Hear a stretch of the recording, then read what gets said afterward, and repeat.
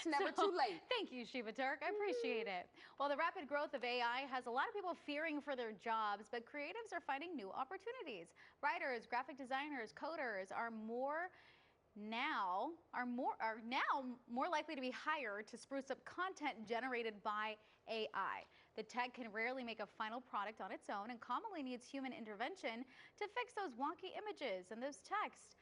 Data from freelance job platforms like Upwork showed a surge in demand for humans who can work alongside AI without relying or rejecting them entirely. So AI needs us. How about that? There you go. It was only a matter of time until everybody knew that humans were beneficial in some capacity. Thank you. Please keep us.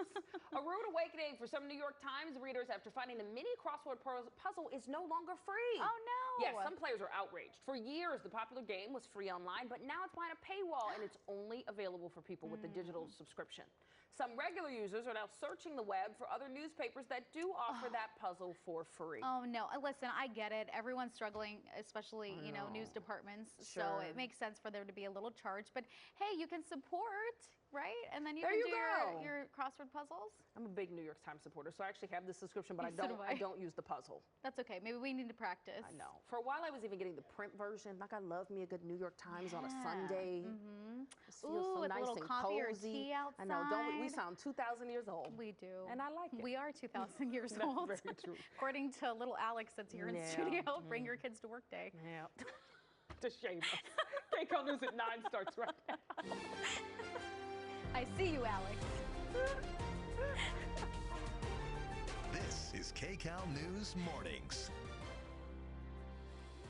Right now at 9, as we honor Labor Day today, the LA Long Beach Harbor Labor Coalition is hitting the streets for its annual rally and picnic as they continue to fight for a better tomorrow. Plus, slather it on, or maybe not. Dermatologists are warning about a budding skin trend that's cooking people's skin.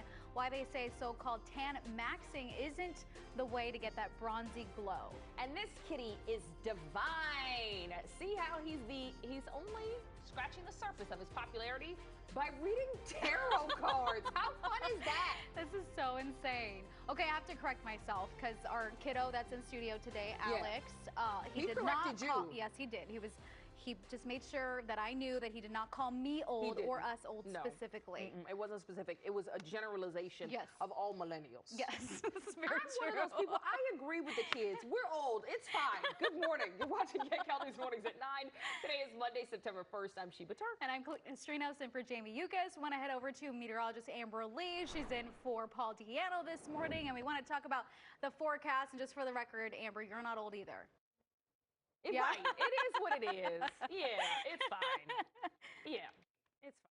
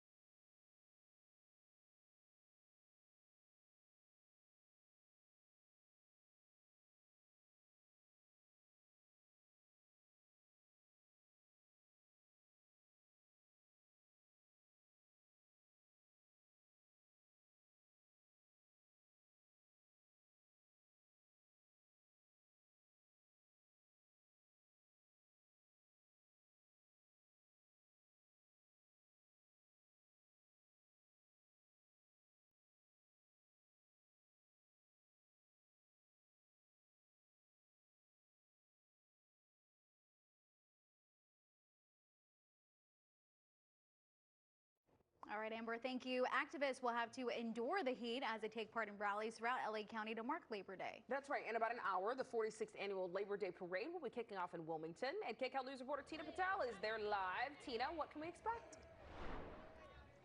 Well, there's already a big crowd out here, and as I step out of the way, we'll show you that they're expecting that this might be one of the biggest turnouts ever for this event.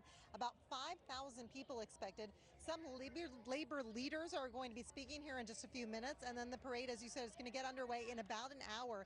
Let me show you what it looked like last year.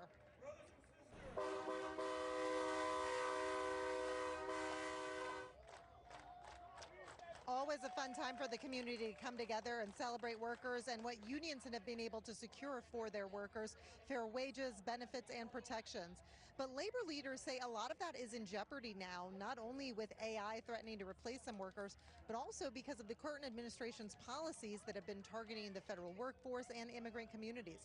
One organizer says that's why it's important for people across the country to stand up this Labor Day and show solidarity. There's a lot of fear and intimidation that's going around today, but we are united today. We are united in spite of everything that we've experienced over the last 7 months. We are united. And there are more than 50 unions and labor organizations that are here in Wilmington. As we said, the parade's going to get underway in just about an hour, and that will be followed by a rally and picnic at Banning Park here in Wilmington. We'll send it back to you. All right, well, looks like they're ready for it. Thank you so much, Gina. The dramatic ice raid on a Studio City car wash Friday sent shockwaves across the city. Officers made several arrests, effectively shutting down the business for at least a day. Kcal News reporter Kcal Dt is part of our team of journalists dedicated to covering immigration stories, and she joins us live now in Studio City with more on where things stand this morning on this. Luzelia? Good morning. Yeah, I mean, Friday just before 11, as my photographer and I were getting ready to go to a story, we actually saw the raid unfolding before our eyes right here at the Studio City Hand Car Wash.